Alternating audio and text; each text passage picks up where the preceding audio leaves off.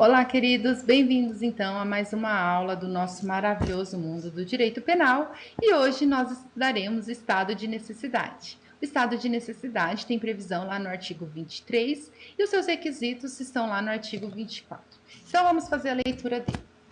No artigo 23 fala que não há crime quando o agente pratica o fato em estado de necessidade.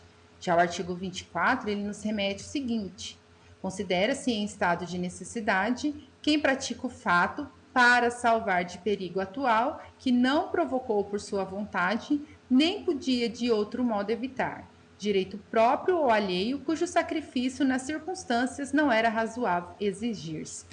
Então, notamos que é a primeira excludente prevista no artigo 23. E olha que interessante.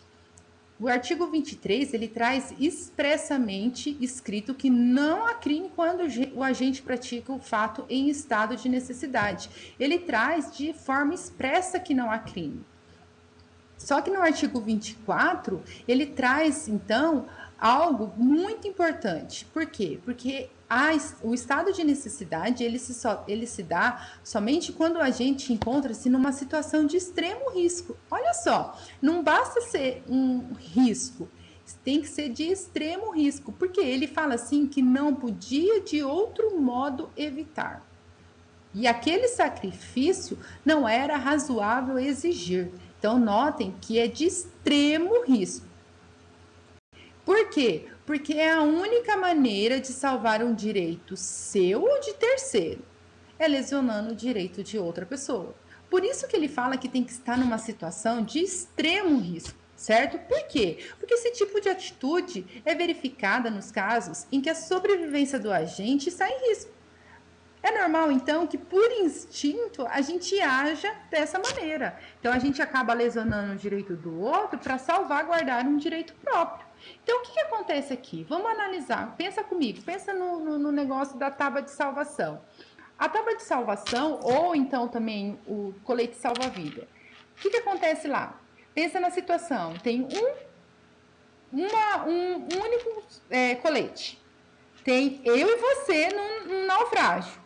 O que vai acontecer? Ou eu morro ou você morre, e só não vai morrer quem estiver com o salva-vidas. O que você, por instinto, vai falar? Que morra a professora Dani e não morra eu. E o que eu vou pensar? Que morra você e não morra. Que morra você e não morra eu.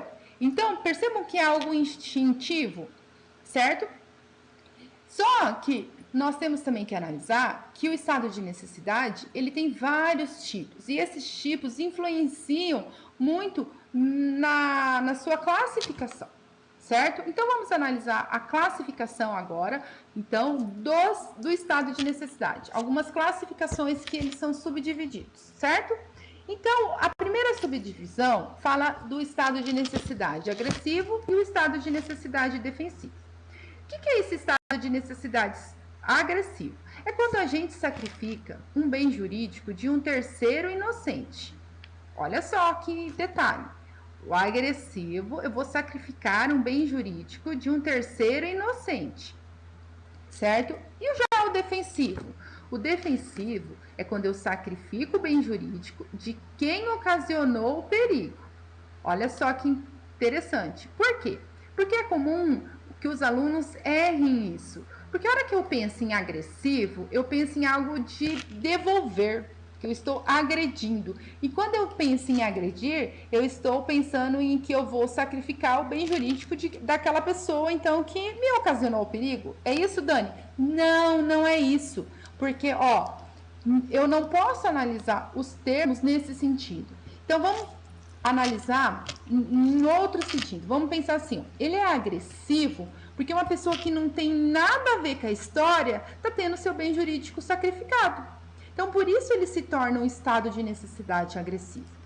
Por que então ele é um estado de necessidade defensiva quando eu sacrifico um bem jurídico da pessoa que ocasionou o perigo? Porque foi ela quem trouxe o motivo de estarmos em perigo. Então, eu estou me defendendo dela, uma vez que foi ela que ocasionou. Então, prestem bem atenção nisso, gente, porque isso aqui é extremamente importante, certo? Outro detalhe importante é quanto à ilicitude civil. Porque, Dani, ilicitude civil, o que tem a ilicitude civil ver aqui neste caso? Porque no estado de necessidade agressivo, embora preenchido todos os requisitos, ó, olha só, eu não estou dizendo que no estado de necessidade agressivo ou defensivo existe um ou outro. Eu só estou mostrando de quem o bem jurídico está sendo sacrificado. Então, embora no estado de necessidade agressivo todos os requisitos foram preenchidos, então por quê? Porque ele está em estado de necessidade, haverá uma consequência no âmbito civil. Por quê? O que o nosso amigo Luiz Flávio Gomes fala sobre isso? Ele fala o seguinte, eu gosto muito desse termo que ele traz, porque fica bem fácil. Ó. Ele fala assim, ó, quem lesa o provocador do perigo não tem que pagar nada. Lógico que foi ele que ocasionou o perigo, então ele que fique com o prejuízo. Agora, quem lesa terceiro inocente tem que indenizar. Por quê? Porque ele era inocente, ele não tem nada a ver com a história. Então, tem que indenizar. Dani, mas eu vou ter que pagar? Vai. Depois você pode entrar com uma ação regressa para pedir para quem ocasionou o perigo, que foi o detentor, que foi o agente que fez vocês estarem naquela situação, certo? Mas você vai ter que pagar primeiramente para esse terceiro, e você pode entrar com uma ação de regresso contra quem de fato ocasionou o perigo, ok? Então vamos lá para os exemplos. Olha só, pensa comigo a seguinte situação. A furta um carro de B para socorrer o seu filho e leva ele no pronto-socorro. Vamos lá, vamos pegar a nossa amiga Paulinha, certo? Então pensa que a Paulinha vai lá, furta o carro da Gra, que está lá na garagem, que ela esqueceu as chaves lá dentro, certo? E para socorrer o filho dela, ela não avisa nada, ela vai lá e furta mesmo, que é subtrair coisa alheia móvel para si ou para outra. Então ela foi lá e furtou. Só que ela furtou para levar o seu filho num pronto-socorro. Agora pergunto, quem teve o bem jurídico sacrificado neste caso? Foi quem deu causa? Não. Por quê? Porque não foi a Gra que deu causa. Certo? Foi quem que deu causa? Foi o filho, na realidade, que fez o quê? Que passou mal e precisou de socorro. Certo? Então, neste caso, aqui no primeiro exemplo, eu tenho um estado de necessidade agressivo. Por quê? Porque a Gra não tinha nada a ver com a história e a Paula furtou o carro dela para socorrer o filho. Certo? Agora vamos na outra situação. A, para não atropelar B, que atravessou a rua sem cuidado, danifica o carro deste, certo? Então vamos lá. O Otávio passeando na rua, todo lá, sem prestar atenção, e tá lá e pega e começa a atravessar a rua indo em direção ao seu carro, certo? O Lucas, que estava dirigindo naquele momento, para não atropelar o Otávio, que não estava nem prestando atenção na rua, vai lá e bate o seu carro no carro do Otávio. Pergunto, quem neste caso teve o bem jurídico sacrificado? Deu causa? Lógico que deu. O Otávio que deu causa. Não foi ele? E quem teve o bem jurídico sacrificado? Foi ele. Diante disso, naquilo que fala o Luiz Flávio Gomes, no primeiro caso, se acontecesse alguma coisa com o carro da Gra, a Paula ia ter que indenizar? Ia ter que indenizar. E neste caso? E no segundo problema? Porque no segundo problema nós estamos diante do estado de necessidade defensivo. Por que defensivo? Porque foi o Otávio que deu causa, não foi? Foi ele que deu causa ao motivo que levou àquela determinada situação. Então nós estamos diante de um estado de necessidade defensivo. Eu preciso indenizar o Lucas vai precisar indenizar o Otávio? Não, Dani, o Lucas não vai precisar indenizar, então, o Otávio, certo? A próxima modalidade que nós temos é o estado de necessidade, então, justificante e exculpante, certo? O que seria, então, esse estado de necessidade justificante? Quando eu me encontro no estado de necessidade justificante, quando o bem preservado é de valor maior ou igual ao bem jurídico sacrificado. Olha só, eu estou em estado de necessidade justificante quando o bem preservado é de valor maior ou igual ao bem jurídico sacrificado, certo? E já o exculpante, Dani, quando se dá o exculpante? É o inverso, é quando o bem jurídico é de valor, o bem jurídico preservado é de valor menor que o bem jurídico sacrificado, certo? Então, o que acontece aqui? Pense na seguinte situação, no justificante, eu tenho a vida, certo? E o patrimônio. A gente sabe que a vida tem valor, é um bem jurídico de valor maior que um patrimônio, que um carro, que um celular, que uma casa. Então, é nesse sentido. Se eu comparar os dois, certo? Então, o que acontece? O bem jurídico preservado, a vida, é de um valor maior que um bem jurídico sacrificado, que seria, por exemplo, um carro. Lá no nosso exemplo que nós acabamos de dar do Otávio e do Lucas, certo? O Lucas, para preservar a vida do Otávio, lesionou quem? Sacrificou o carro do Otávio, certo? Então, nós estamos aí diante de um estado de necessidade justificante, certo? E o exculpante é o inverso. O bem jurídico preservado é de valor menor que o bem jurídico sacrificado. E o que acontece aqui então, Dani? Pensa na seguinte situação, vamos pôr o inverso. O Lucas, para não estragar o carro dele, que é o xodó do coração dele, e falar assim, não, se eu bater no carro, a coisa vai ficar pior do que se eu bater no Otávio. Então, eu vou passar por cima do Otávio, certo? Vai dar uma amassadinha aí, aqui, mas não vai ser grande coisa. Gente, tem cabimento um negócio desse? É lógico que não. Então, entendam que eu tenho um estado de necessidade justificante e um estado de necessidade exculpante. A diferença está no valor do bem jurídico preservado. E esse bem jurídico preservado deve ser de valor maior ou igual sempre ao bem jurídico sacrificado. Para explicar isso, eu tenho em mente duas teorias. Duas teorias, Dani? Duas teorias. A primeira teoria é a teoria unitária. O que a teoria unitária diz? Ela diz que só é permitida a exclusão da ilicitude se o bem jurídico protegido for de valor maior ou igual ao bem jurídico sacrificado. Olha só, e se eventualmente o bem jurídico protegido for de menor valor, então poderá ser beneficiado com uma redução da pena, certo? Então, essa teoria unitária, ela fala isso, que só pode haver estado de necessidade, certo? Se o bem jurídico protegido for de valor maior ou igual, certo? Ao que? Ao bem jurídico sacrificado. Então, ela tem como base, certo? O estado de necessidade justificante, beleza? E a teoria, então, diferenciadora, o que ela fala? Para essa teoria, pode haver a possibilidade do bem preservado ter menor valor que o sacrificado. Contudo, não exclui a ilicitude do fato, apenas a culpabilidade do agente, certo? Culpabilidade vai ser uma questão que nós vamos estudar mais para frente, tá? Mas então, pergunta a vocês, qual o Código Penal adotou? Dani, não faço a mínima ideia, porque você me trouxe que tem a possibilidade de haver um estado de necessidade justificante e um estado de necessidade exculpante. Trouxe duas teorias. Então, o que eu falo para você? Que o Código Penal adotou a teoria unitária, que tem previsão lá no artigo 24, parágrafo 2º do Código Penal, tá? O que ele fala? Que, embora seja razoável exigir o sacrifício do direito ameaçado, a pena poderá ser reduzida de 1 a 2 terços. Então, analisa, ele utilizou o estado de necessidade justificante como regra, certo? Adotando, então, a teoria unitária. Se eventualmente ocorrer um estado de necessidade exculpante, certo? O que acontece aqui? Poderá, não está dizendo que vai acontecer, vai ficar a critério do juiz reduzir a pena de 1 a 2 terços, certo? Então, vamos lá num exemplinho, para ficar bem mais fácil essa situação. Ó, pensa na seguinte situação.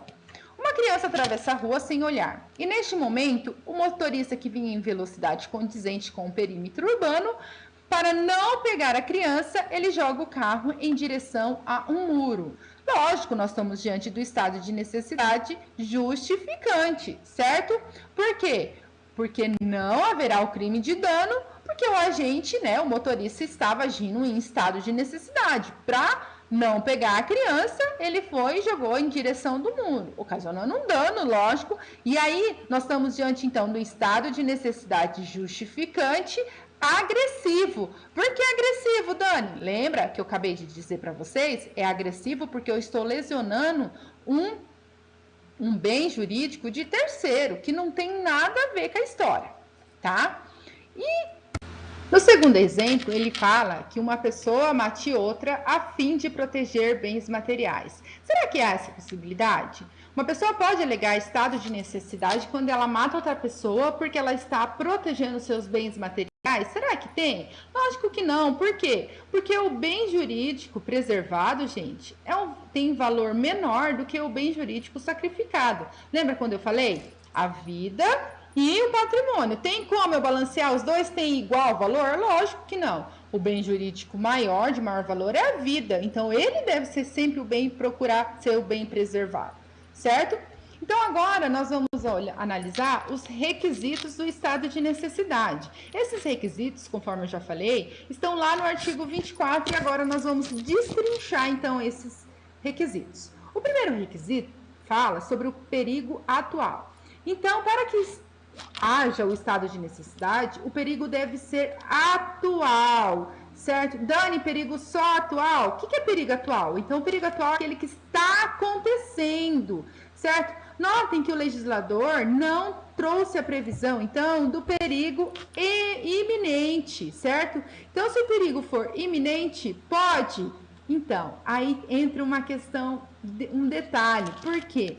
Porque nós temos dois posicionamentos doutrinários, tá? Por que dois posicionamentos? Porque o perigo iminente, ele não é pacificado na doutrina.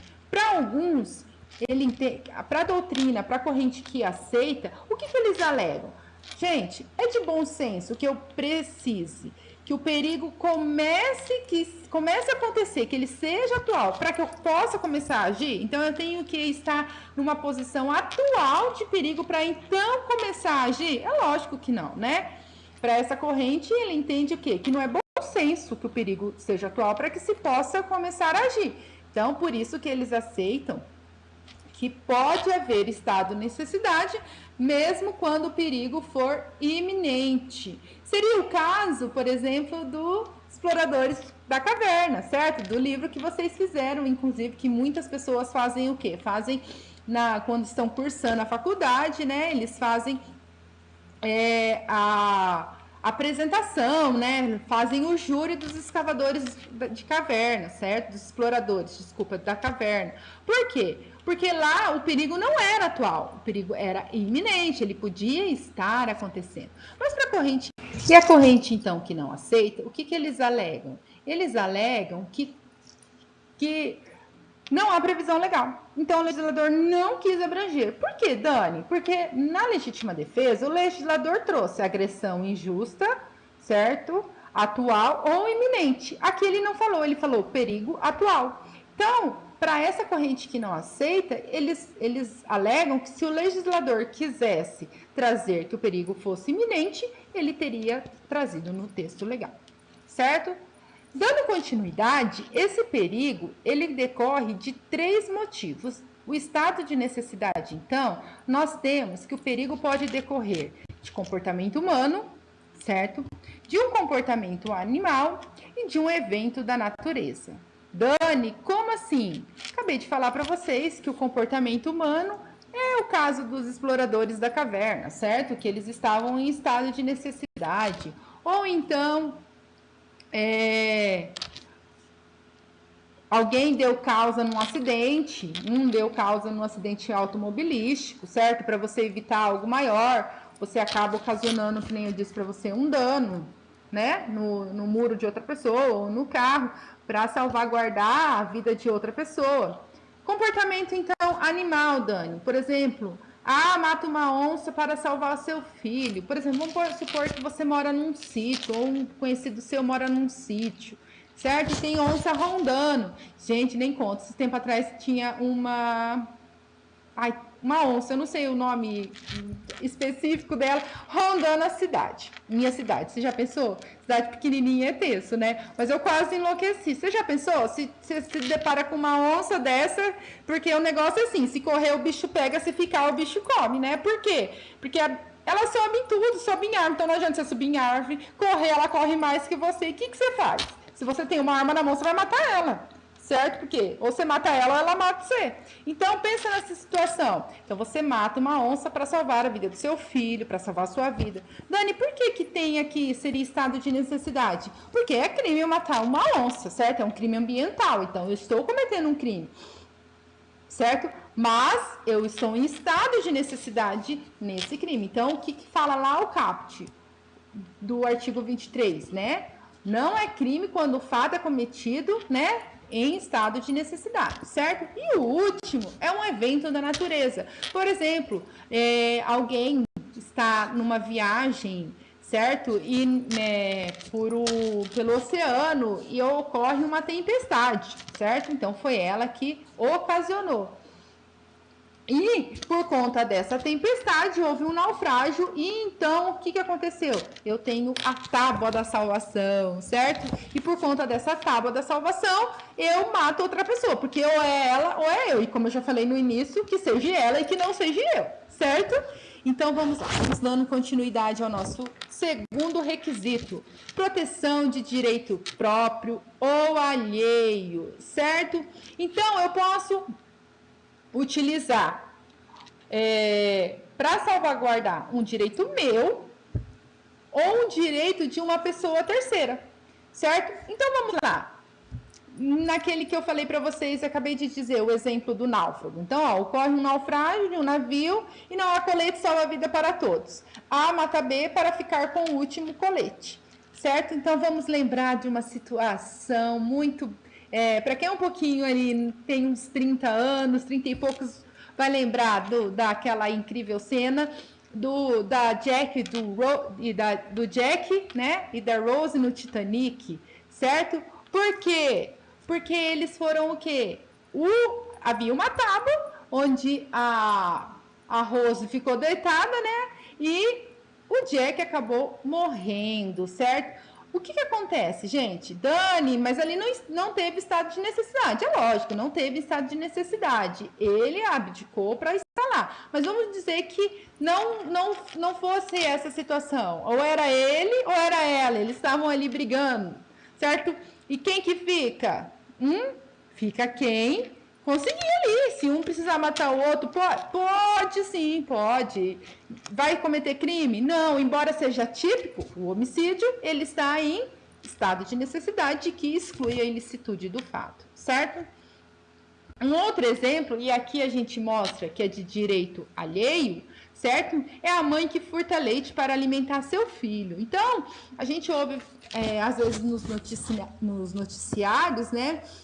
Uma mãe que está furtando algum alimento, certo? Porque não tem condições de dar aos seus filhos, né? Não tem condições, os filhos estão passando fome e ela precisou furtar. Então, entende-se que ela está em estado de necessidade, está necessidade de direito próprio. Não, ela aguenta ficar, mas e o filho? O filho está aguentando? Não está aguentando mais. Então, ela está protegendo o direito alheio.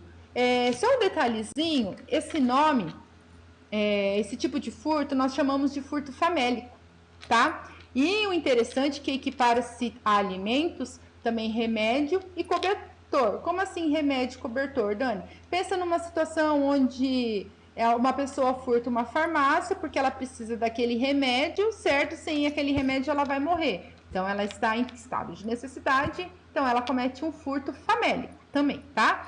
Ou um cobertor, ela furta um cobertor do varal de alguém porque aquela noite estava muito frio, senão ela iria então morrer de frio, tá?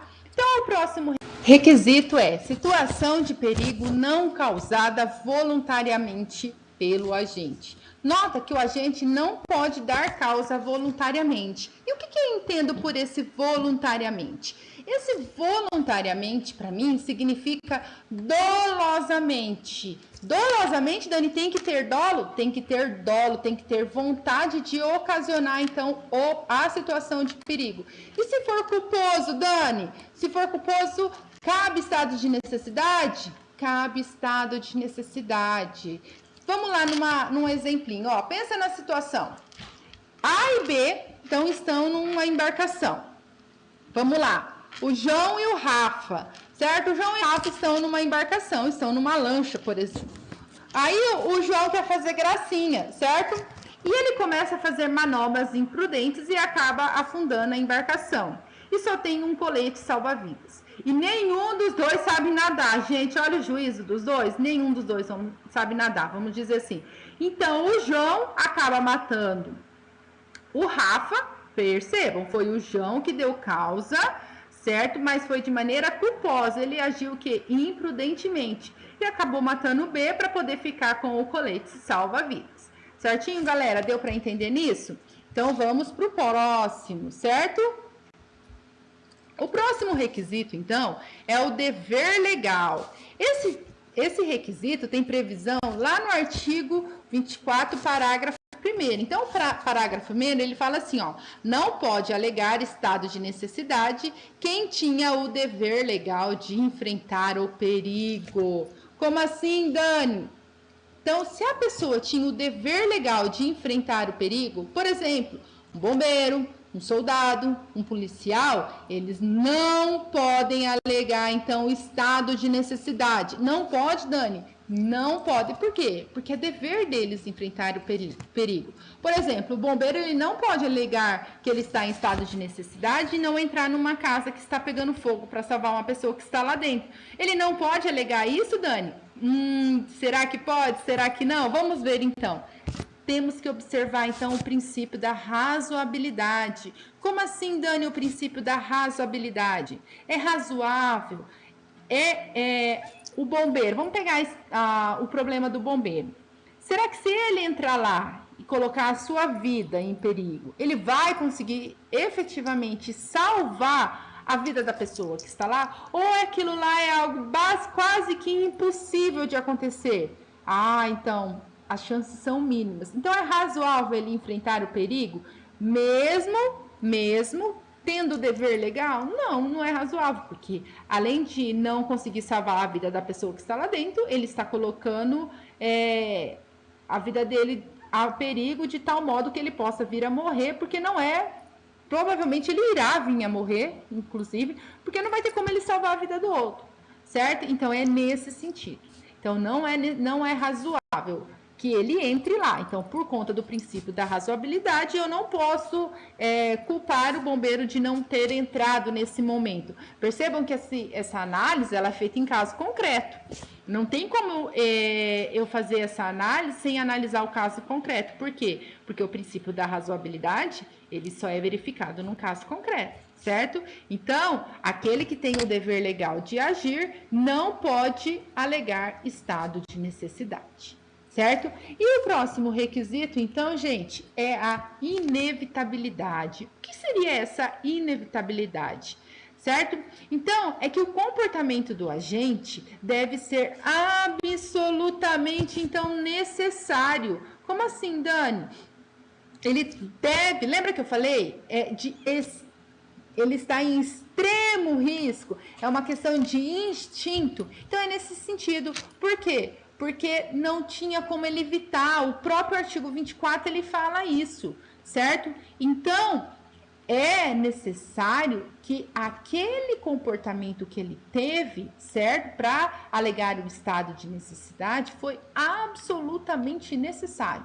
Foi inevitável que se ele não agisse daquela forma, então ele não ia conseguir preservar o bem jurídico ali naquela situação, certo? Só que essa análise, ela deve ser feita em cima de duas óticas. Como assim, Dani, duas óticas? Porque eu tenho o homem comum, então o que é inevitável, o que é um comportamento necessário para o homem comum, certo?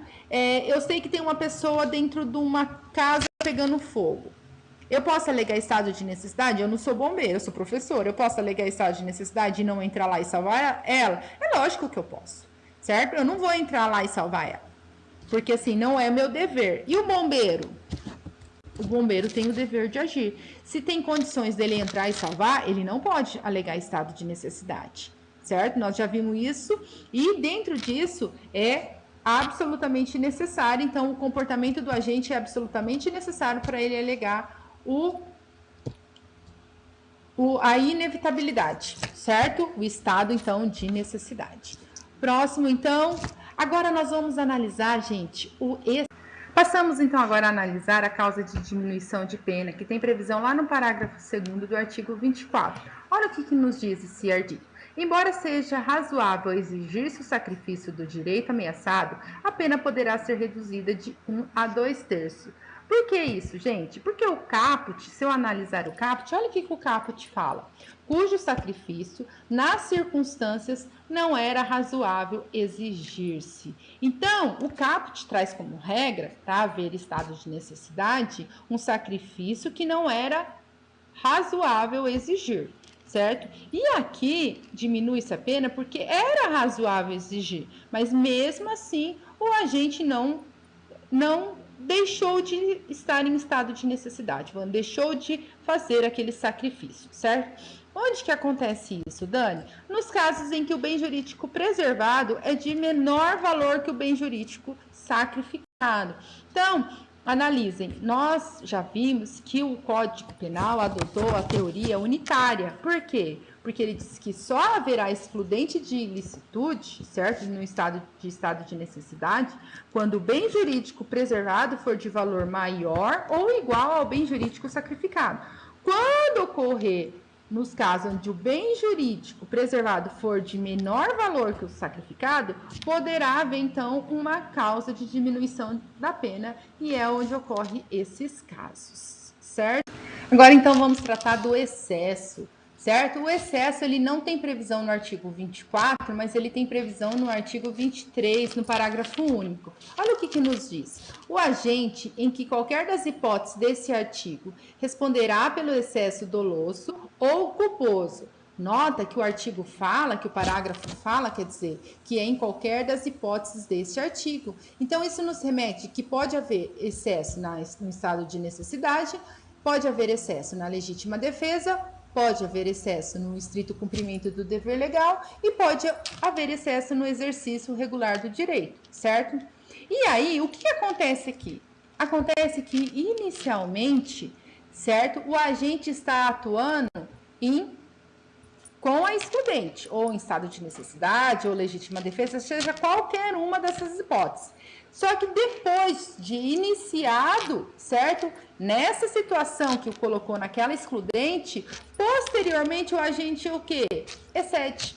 E aí é o que nós chamamos. Então, a análise vai ser feita desse excesso posterior. Então, de início, o agente realmente está, no caso aqui, em estado de necessidade, certo?